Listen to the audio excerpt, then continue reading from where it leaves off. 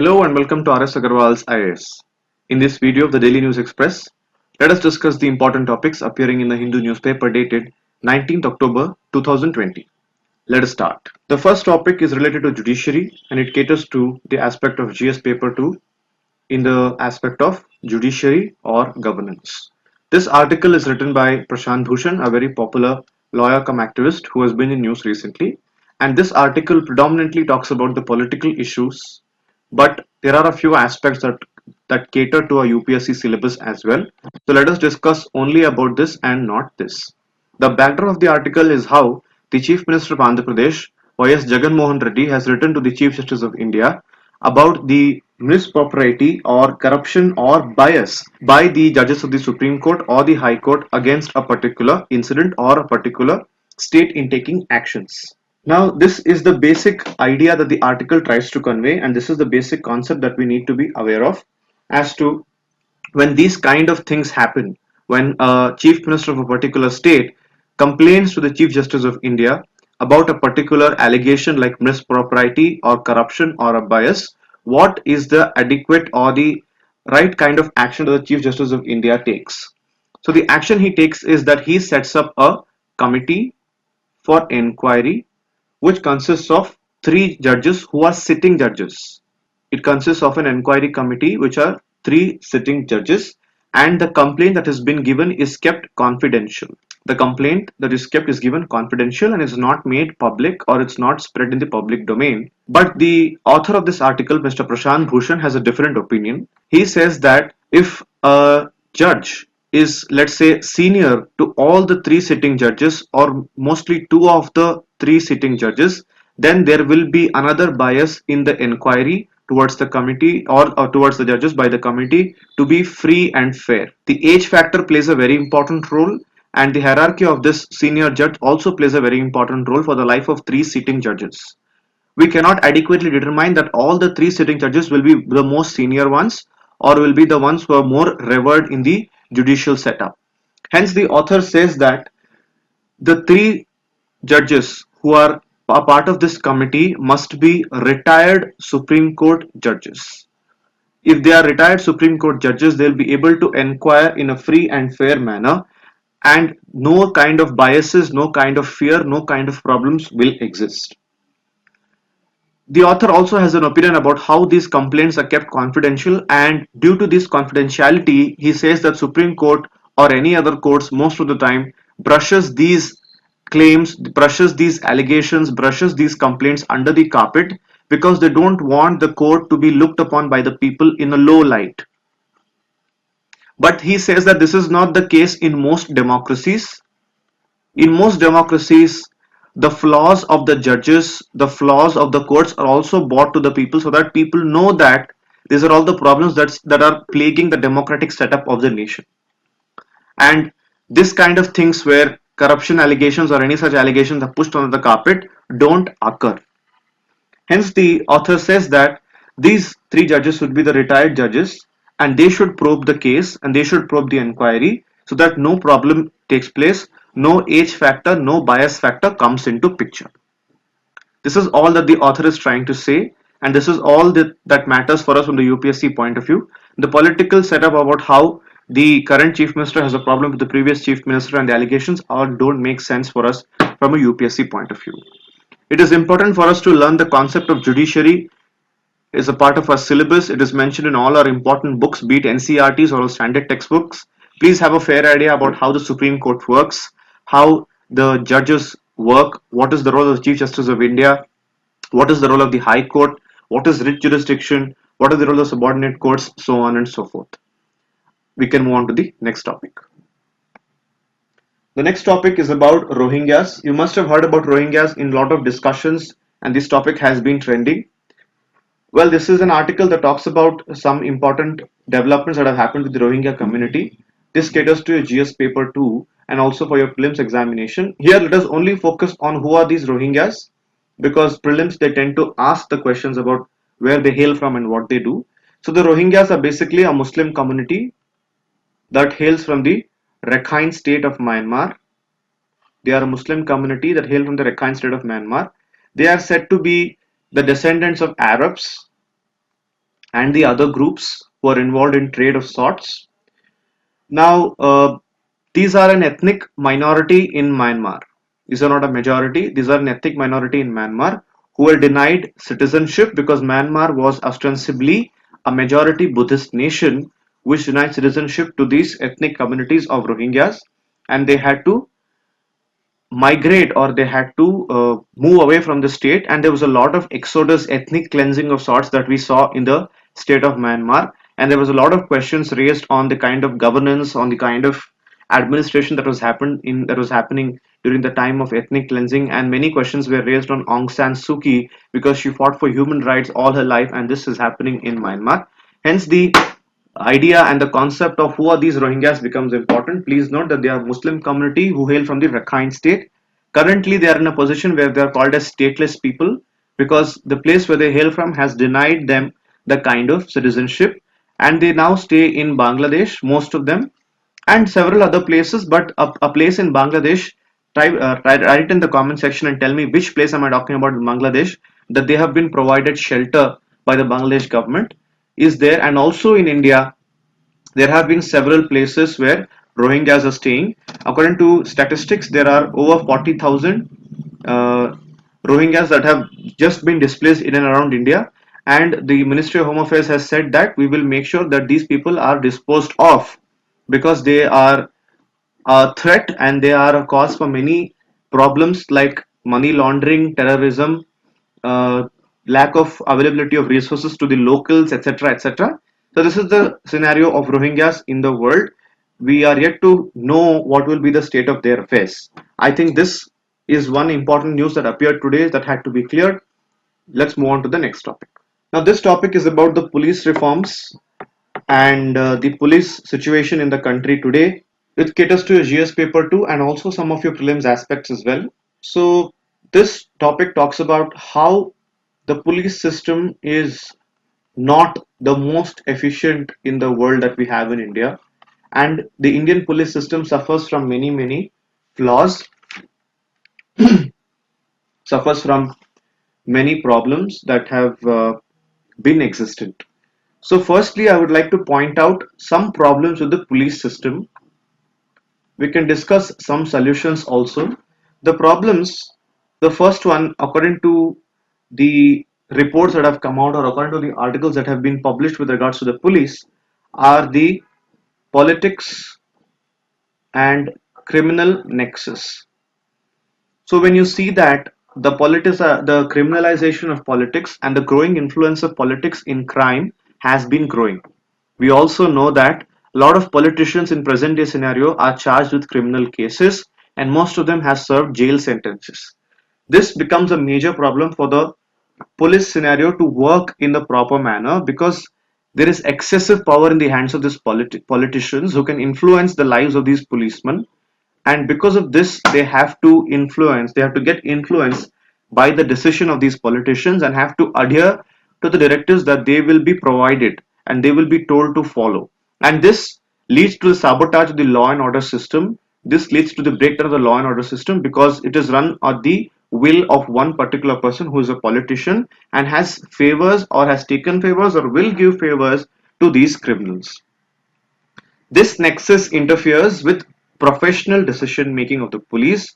This results in vested interests situation, and also this results in biased performance of duties. This is the first and the most important problem plaguing our police system. Second is overburden or the overburdened police force. Now we see that the number of vacancies that are still vacant or not being filled are 24%, which means that over 5.5 lakh vacancies of police in India are still vacant. Hence, the burden is on a very short number or the very short group of police people, a very small group of police people who have to handle a lot of things all together.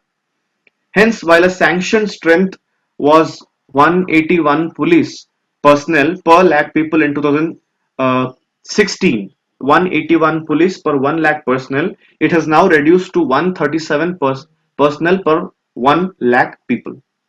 Hence, this means that even when we need it, even when we can do it, this is the scenario that we are living under, and this is a cause of several problems.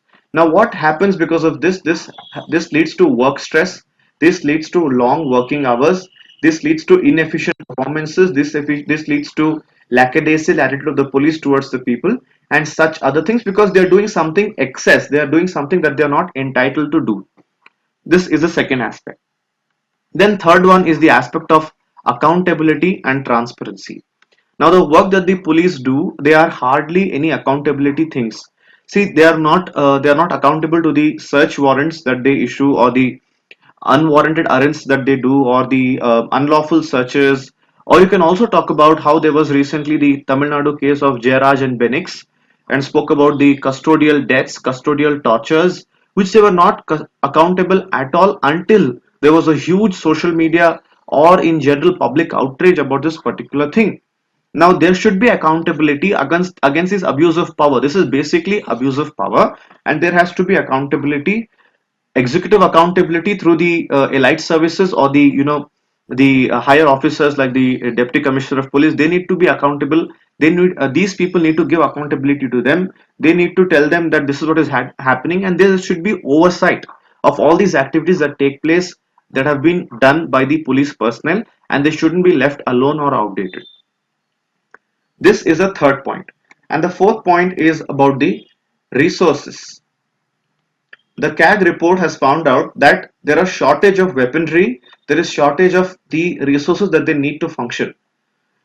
The required weaponry is at a higher percentage than what is being provided by them. They have a stock deficiency of over 30%, and this leads to dismal performance of the police. Or sometimes when they need a sufficient, let's say, ammunition, let's say they need some kind of resources and they lack that, and hence that particular task will not be completed, and this becomes the backdrop in the functioning of the police department in the country. So we have discussed 4 to 5 problems that are causing the people to lose faith in the police system of the country and the police system's inefficient performance or capabilities. Let us discuss some issues, the concerns that can be used as a way forward or what can be used as solutions to this problem.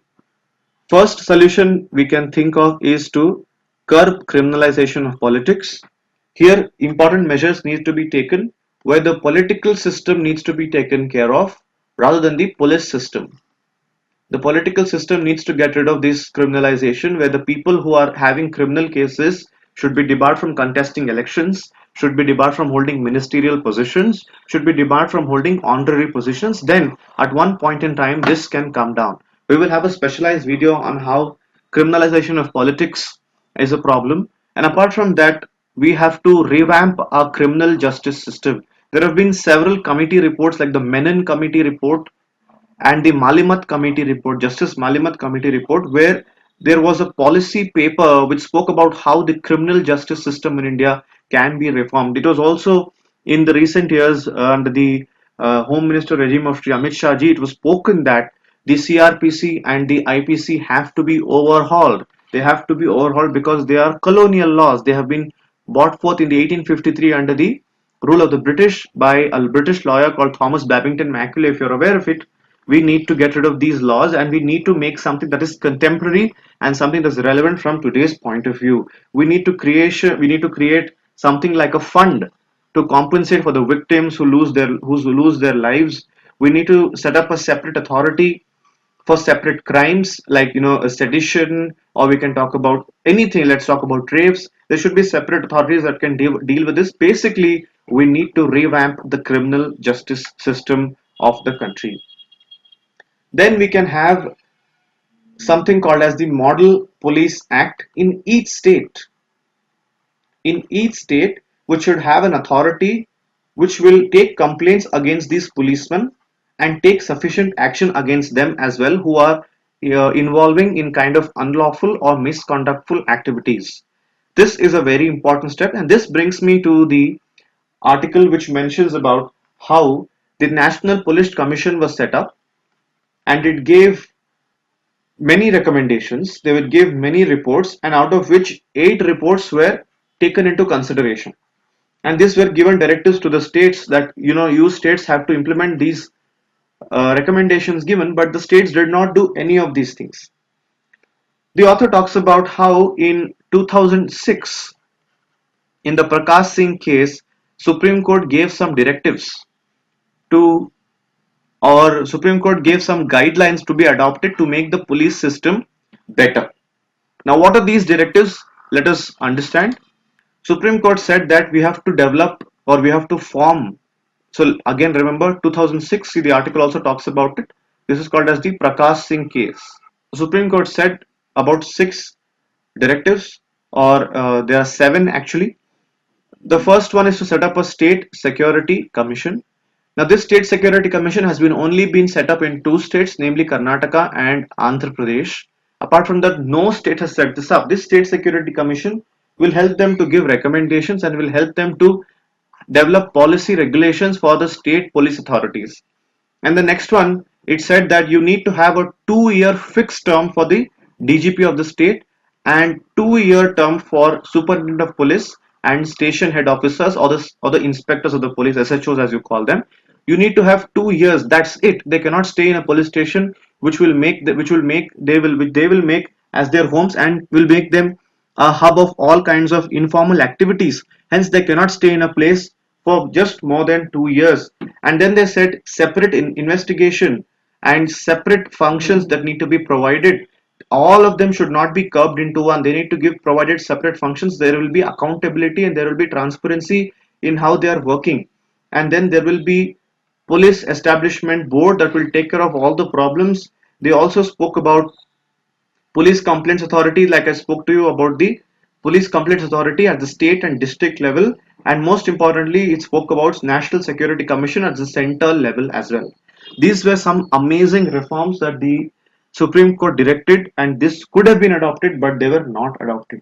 And in case they're adopted, it will beautifully reform the police system in the country.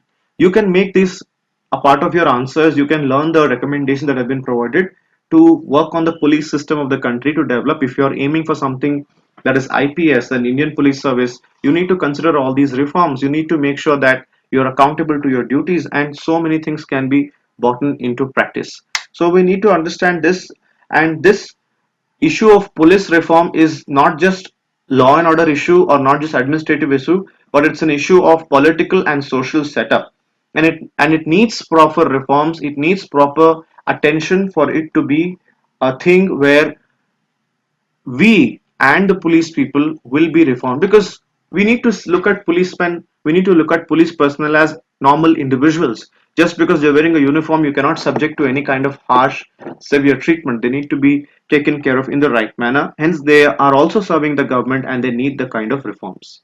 So this is about this article, and we are still waiting for police reforms. I think this article is explained. Let us move on to the next topic. This is talking about the hunger index, which was released recently, and we saw that India has performed dismally low in the hunger index, and we need to have a good idea about some important details that this article or this editorial from the Hindu newspaper talks about.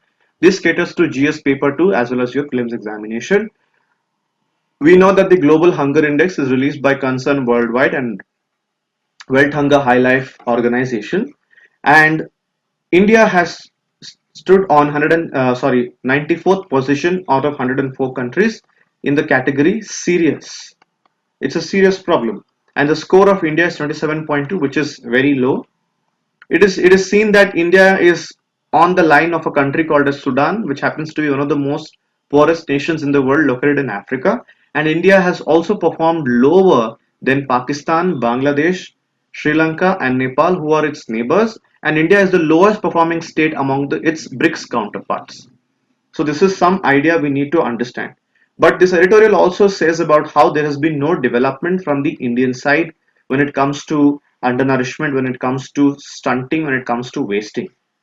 And the National Family Health Survey also pointed that the stunting percentage of India stands at 35 and the wasting percentage stands at 21, which is very, very bad. And this National Family Health Survey talks about the National Food Security Act, which needs to be more diverse in nature, which needs to be more helpful in nature to the people. And it also talks about how PDS is becoming more stringent with biometrics and such aspects coming into picture, and how a lot of people without these activities or without these technological progress are not able to access the food, and hence they are not able to access better health. This is the major problem that is plaguing India. Simple, the act that was brought forth, NFSA, National Food Security Act 2013, and how it was a part of the Integrated Child Development Scheme, Midday Meal Scheme, it's not doing its job best because we're still standing here today. And then it talks about how the IFPRI, the International Food Policy and Research Institute, has pointed out that 3 of 4 rural Indians do not have a balanced diet. We need to make aspects like these in your answers, you need to make use of them. That 3 out of 4 rural Indians have no access to food and no access to balanced diet in India, and this is another major problem that our country is facing today. Now, the problem, where do you think the problem lies? The problem lies at reaching the grassroots level. Now, we have farmers producing, we have our government authorities procuring, and we have the government authorities distributing, and we have the PDS system which thinks it's doing a great job, but we are here today. The problem is lacking at grassroots level. Our grassroots needs to be strengthened. We need to make sure where is the people who are not getting the food. Who are these people? Who are these pregnant lactating mothers? They are not able to feed their children in the proper manner. What is the difference between farm to fork in the country, and how do we reduce the difference? And the farm bills, how will they contribute to this? How can we empower the National Food Security Act? How can we empower the PDS system? All these things have to be taken into consideration in order to make sure that the scenario of hunger in India, or scenario of malnourishment or stunting or wasting or anemia, everything improves in the country. It is all lying at the grassroots level is the solution spoken by this editorial, and also spoken by a lot of experts in this field of food and food security. I think the explanation is clear. Let us move on to the next topic. This article also predominantly speaks about the political system and the role of the governor in the functioning of the state political setup. And since it talks about a lot of uh, the political setup, this is not becoming very relevant, but I've picked up a few aspects from GS paper 2 that become relevant from the aspect of the governor's powers and the role of the governor in a state political setup. Now, this article in particular talks about Article 167, Article 167 enshrined in the Indian Constitution, which talks about the role of the Chief Minister to furnish information to the governor about the functioning of the state. So please remember about this Article 167. And then let us discuss the important aspect, that is the discretionary powers of the governor. Now, the discretionary powers are divided into 2 types: constitutional discretion and situational discretion. Now, the constitutional discretion can be made use of in several times. Let me uh, open it out to you. Let me explain some points to you so that you're able to understand. The constitutional discretion number 1 is when there is a bill that has been reserved for the consideration of the president by the governor. This is a constitutional discretion where, without the advice of the Council of Ministers, the governor reserves a bill for the consideration of the president. The second one is when he recommends the president's rule in the state. This is done at his own discretion. Then the third is when he is given an additional charge of the union territory, he can take actions on his own discretion without the advice of the Council of Ministers of that state, left alone the union territory. And then the fourth aspect is when he has to determine the amount payable to the government of, let's say, Assam, let's say Tripura or Mizoram, who have the autonomous tribal district councils. This he can decide on his own, and the amount that he has to pay with regards to the mineral exploration licensing, all this he can decide on his own and not on the discretion or not on the ideas provided to him by the Council of Ministers. And lastly, the constitutional discretion is when he calls upon the chief minister to seek information regarding the administrative and legislative affairs of the state, and this caters to Article 167. This is the discretionary power of the governor. He can say, hello Mr. CM, tell me about what is happening in the state, I want to know, right? Then we have the situational discretion. Situational discretion number 1 is when he has to appoint the chief minister after no party has a clear majority in the state. When there is an election and there is no party that has a clear majority in the state, and there is a coalition happening, or anything of that sort is happening, it is the discretion of the governor to choose who will become the CM of the country, I mean the state, and who has the power to rule the particular state with regards to the majority he has in Lok Sabha. Then the second aspect of the situational discretion is when he dismisses the council of ministers because of the inability to prove their confidence. That is, when a no confidence motion is moved and they are not able to prove their majority, he dismisses the council of ministers. Here he uses his discretion. He is not influenced by any kind of powers or any kind of ideas given to him. Last but not the least, when he dissolves the legislative assembly of the state. Why he dissolves it? Because it's lost the majority, or he feels that there is the failure of the constitutional machinery, or simply because they cannot prove their majority on the state. These are some situational discretionary powers of the governor. There are other situations also where the governor, though has to consult the council of ministers, but the final decision can be his. There are some situations where he has to consult the council of ministers, but the final situation is his. Is when he has to when he has to set up the development boards for regions like Vidarbh, Marathwada in Maharashtra. He has to set up development boards for Saurashtra, Kutch in Gujarat, or the Naga Hills in Nagaland, or the administration of Assam, administration of Manipur, administration of Arunachal Pradesh, and he has to determine the amount and sorry, he has to you know administer the region of the hills of Manipur. He has to talk about the peace and social economic development of Sikkim. He has to talk about the separate development boards for Hyderabad Karnataka region. So all these these regions are mentioned, have special statuses and they have special powers, and these powers are vested with a governor to take care of this region. Here he can say, hello council of ministers, you have the right to tell me what you feel about this region, but I will not take your decision as final and binding. I will make sure I'll run my own mind, I'll run my own discretion about these things. What we understand here is the discretion is something that is valid. It is provided for in the constitution. He is not bound by the advice of the council of ministers when there is any action taken at his discretion. In his discretionary powers, he is not bound to hear them, not bound to act by them. And then we also know that the governor has some kind of authority in himself and is appointed by the president from the center to take care of the state. That's why he's also called as the agent of the state. Well, I think this is clear explanation about the discretionary powers and such powers of the governor. Apart from this, all that is spoken about in this article is political. Please remember the articles mentioned in this article, and then we can move on to the next topic. Now, this topic talks about a very important non-constitutional body or a statutory body called as the National Human Rights Council. Now we have to have a brief idea about these bodies because they play a very important role in our prelims examination and also make a comeback in some of our mains questions as well. Now when we talk about the National Human Rights Council, the National Human Rights Council is a statutory body formed with the Protection of Human Rights Act of 1993, and the act was subject to amendment in 2006.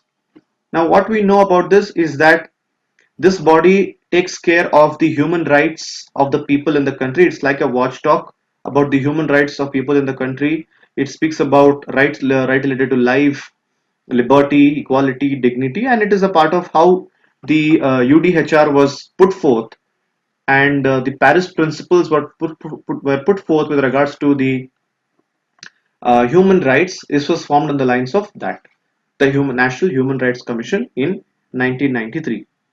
Now it is a multi-member body. There are several members. In particular, there is a chairman and there are 4 members. The chairman is generally the retired Chief Justice. Now this is not the current scenario after the amendment. The things have changed, but predominantly the chairman should be a Supreme Court judge, and there are other 4 members who play an important role in this particular commission that we are talking about. And apart from this, in addition to these full-time members, there are 4 ex officio members of the National Human Rights Commission. These ex officio members are uh, the chairman of the National Commission for Minorities, the chairman of National Commission for SC, the National Commission for ST, and National Commission for Women. So these are four ex officio members. Now the chairman and the members of the NHRC are appointed by the president on the recommendation of a committee which consists of 6 members. Now these 6 members include the Prime Minister, of course, the Speaker of Lok Sabha, the Deputy Chairman of Rajya Sabha, the Leader of Opposition of both the houses in the Parliament, and the Central Home Minister. So one, two, three, four, five, 6 people come together to form this committee.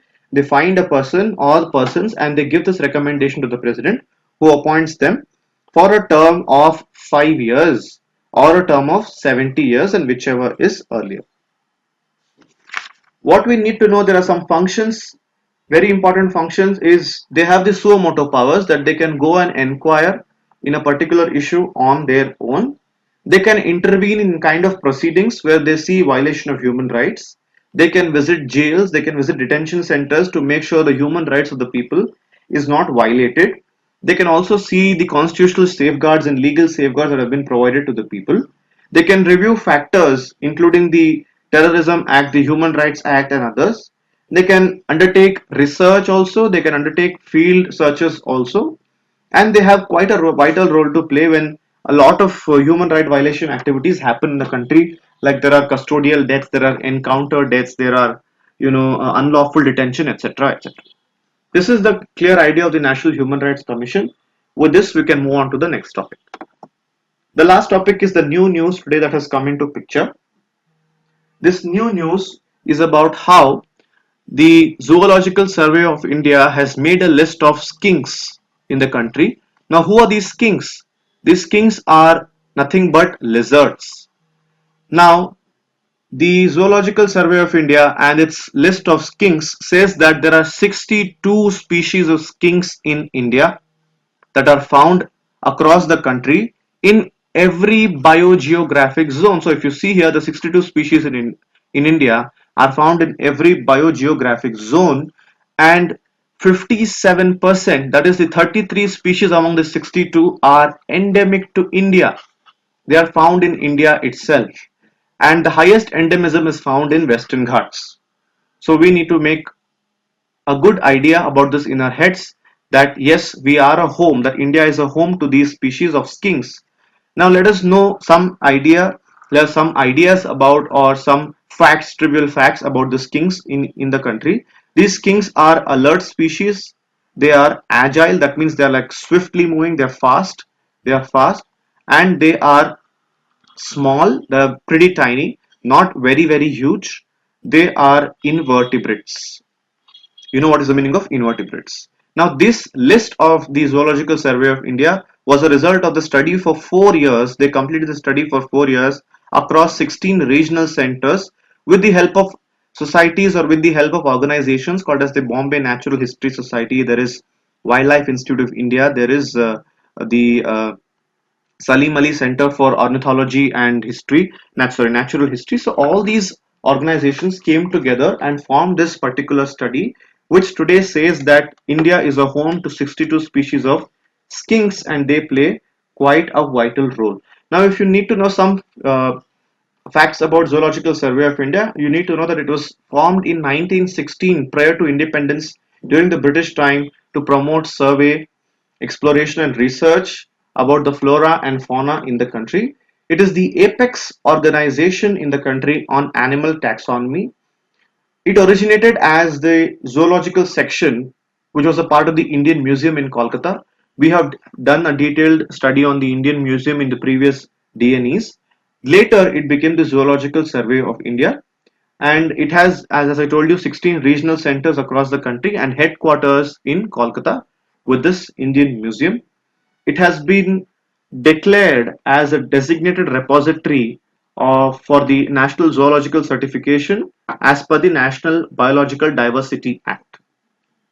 So basic trivial facts we need to know about this: they promote survey, they promote exploration, they make the, they have the species that they give for the red book, the IUCN red book about the flora and fauna, about the status they recommended. They, gave the heads up to them. They prepare a database, they maintain collections, so many things they do.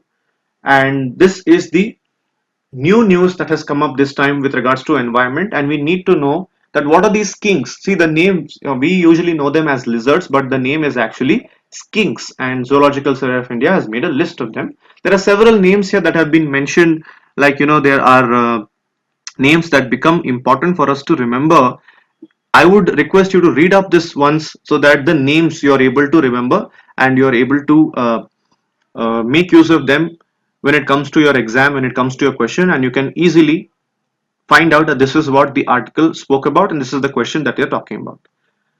All right, that's it for today. Hope you enjoyed today's discussion. Write to us in the comment section about what more do you want to know and how and where we can improve for you guys. Until next time, take care. Bye bye.